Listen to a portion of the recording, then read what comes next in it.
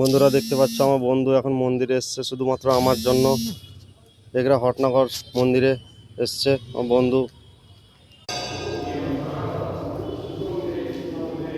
বন্ধুরা মন্দিরে এসছে পুজো দেওয়ার জন্য। শুধু তোমরা সবাই লাইক কমেন্ট করো, শেয়ার করো প্লিজ বন্ধুরা।